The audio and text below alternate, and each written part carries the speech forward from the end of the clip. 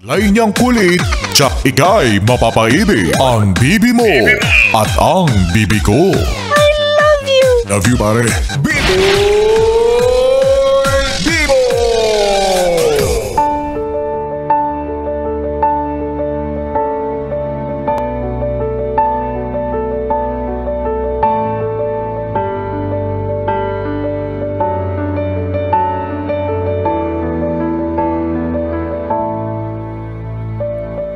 Gandang gabi! Ako'y nagbabalik, DJ B-Boy Bibo, para sa ating tuloy-tuloy na BB Time tungkol sa usaping kasalan. Uy, alam ko marami sa inyo ay kasal na o hindi naman kaya ikakasal pa lang. Ay, unahin muna natin yung mga kinasal na. O ano, kumusta? Kaya pa ba? Wala bang pagsisisi dyan na nararamdaman? Wala bang magbaback out dyan? Okay. Kung mukhang masaya ka naman, no, dapat lang, 'di ba? Panindigan mo 'yan. At kung masaya ka naman, well, congratulations sa iyo at diyan sa asawa mo. Alam mo, deserve mo naman 'yan. Oo, kasi finally nahanap mo na ang taong para sa iyo ay nakalaan. Yes. Alam niyo mga yes friend, no? Milyon, bilyon ang tao sa mundo. At kung iisipin mo, nakakamangha, no? Kasi napakamahiwaga na sobrang nakaka-amaze, nakaka-wow na mahanap mo yung taong magiging kabiyak ng iyong puso. 'Di ba? Yun bang paano nangyaring nagtagpo ang dalawang tao na magiging magkabiyak ang puso? Oh, sana all! Diba? Ang galing-galing lang kung iisipin. Ang galing na medyo nakaka-insulto kasi hanggang ngayon hindi ko pa rin mahanap yung taong mapapangasawa ko. Hindi, joke lang, ano. Siyempre masyado pang maaga para sa akin yung mga ganyan. Sa maraming sakramento hanggang kumpil pa lang ako. At okay pa naman ako, oo. Pagtsatsagaan pa naman yung pagiging mag-isa ko. Kaya pa naman, nairaraos pa naman. Diba? Isipin mo, kumain nga ako sa buffet, hirap na ako. Di nga ako makapunta ng Vikings mag-isa. Oo, diba? Tapos magpakain pa kaya ng mga a-attend sa kasal ko, ay mas mahirap yun. Mas maraming gastos yun. Parang ayoko na lang. Pwede bang kasal-kasalan na lang? Kaya pupunta lang kami sa mga foundation day sa mga university or school, yung may mga marriage booth. Marriage booth! Valid ba yun? Nakakainis, no? At para naman sa mga nagbabalak nating yes, friend, yung mga sa oras na ito ay nagpaplano, hindi naman kaya malapit na ang araw na itinakda na kayo ay mag-isang dibdib. Uy! Excited din ako para sa inyo. Pakain na. Hindi, advance congratulations, no? Dahil finally ay nasa yugto ka na ng buhay kung saan ikaw ay lalagay na sa tahimik at pinaubaya na ng iyong mga magulang ang iyong kamay. Ay, diba? Finally, may sasalo na sa'yo kasi pikang-pika na yung magulang mo sa'yo. Finally, aalis ka na ng bahay ninyo. Finally, bubukod ka na kasi ayaw na nila sa'yo. Buti may isang taong nagtsaga dyan sa ugali mo.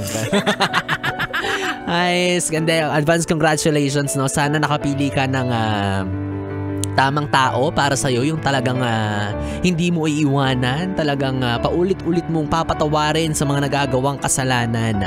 At sana, bukod sa taong napili mo, sana nakapili rin kayo ng tamang simbahan. Yung mahaba yung lalakaran para makapag-isip-isip ka pa kung itutuloy mo pa ba. Charot. Hindi, alam ko naman na kapag tinanong ka kung saan mo gustong ikasal, wala nang ibang sagot kundi sa tabi ng iyong taong minamahal. Wow! Kakilig naman yan. So, kiss naman dyan. Ay, hindi pa pala kinakasal. Wala pa yung kiss the bride. Alam ko, excited ka nang marinig yung kantang ten, ten, ten, ten, ten. Oo, pasasaan pat yung ten-tenenen, yung ten-tenenen na yan. Ay magiging ten-ten-ten-ten kapag nagbakbaka na kayo, pag nag-aaway na kayo, pag nagbabatuhan na kayo ng plato, di ba? Naging intense na yung tugtog. Hindi na solemn, di ba? Hindi. Alam mo, magtiwala ka lang dyan sa nararamdaman mo, yes, friend. Wala nang atrasan to. Hello, bayad na yung catering, na-print na yung mga invitation. Ilaban mo na yan. Huwag ka nang mag-alinlangan, ha? Huwag kang mag-alala kapag araw na ng kasal ninyo, hindi uulan. Promise. At walang sisigaw ng itigil ang kasal. Walang ganon eksena, kaya magiging smooth ang lahat sa espesyal na araw para sa inyong dalawa ng taong minamahal mo. Oo, at tandaan mo lang no na yung taong pinili mong makaisang dibdib, for sure naman na i-envision mo na siya na rin yung makakasama mo sa pagbuo ng pamilya. Yung tipong sa ngayon, dalawa pa lang kayo, tapos nasa bahay kayo na kung saan boring pa, wala pa masyadong magulo, ganyan. Pero darating din yung pagkakataon na marami ng mga batang nagtatakbuhan dyan. Nagbabatuhan, nag-aaway sa laruan, ganyan. Oo, magulo siya pakinggan, magulo siya tignan, pero alam ko, isa yan sa mga pangarap mo, ang makabuo ng isang pamilya na ubod ng saya, diba? At syempre, may isa sa katuparan mo yun dahil sa taong napili mong pakasalan. Ay, diba? Yung taong pipiliin mo kahit na ayaw mo na, yung taong kahit sukang-suka ka na, siya pa rin talaga, wala kang magagawa kasi walang divorce sa Pilipinas. At mahal ang annulment. Kaya pagtsagaan mo yan, wala ka ng choice, wala ka ng kawala, ha? Pero kung talagang ayaw mo na sa kanya, simpleng-simple lang naman yan, ibalik mo sa mga magulang niya. I-packing tape mo siya, tapos ipadala mo via Lalamove, ganon. Kainis. Diba? Kaya yun sinasabi sa atin, diba? Na mahalagang tandaan natin na ang pagpapakasal ay hindi parang kanin na mainit na pwede mong imluwa kapag napasuka. Oo, nakakahiya sa mga bisita.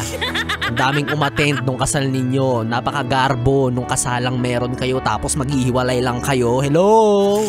Sayang yung gasto, sayang yung mga effort, sayang naman yung binili ng ninang mo na gown para dyan sa kasal ninyo tapos maghihiwalay lang kayo. Wag ganon, ha?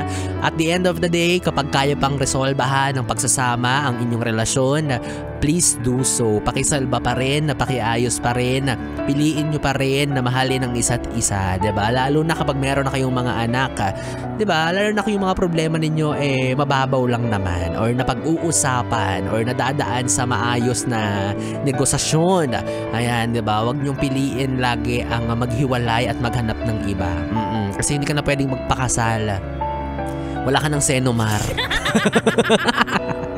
Kaya para sa mga ikakasal na, congratulations sa inyo. Oo, invite nyo naman ako kahit di nyo ako kilala. Huwag kayong mag-alala, hindi ko rin naman kayo kilala. Diba? Ang concern ko lang naman sa kasalan ninyo ay yung handa. Wala naman sa mga yes friend kong Bibi, nakapiling mo ang Bibi mo sa radyo. DJ B-Boy Bibo, ang DJ na single, ready to mingle, basta walang label. Magkasama at magkarinigan tayong muli bukas sa parehong oras, dito pa rin at dito ka lang sa istasyong No Problem, ang 101.1 Yes, FM. Pero bago ang lahat, may nagpapa-shoutout, nagpapahabol ng pabati yung mga yes friend natin nakikinig. Kabilang na dyan si Death Sevilla. Sabi niya, hi pa shoutout po at kay Mercy Rivera. Ayun. Thank you so much sa inyong pakikinig. Kita-kits tayo ulit bukas. Dito pa rin sa 101.1 Yes, FM. Good night, Bibi. Mwah, mwah.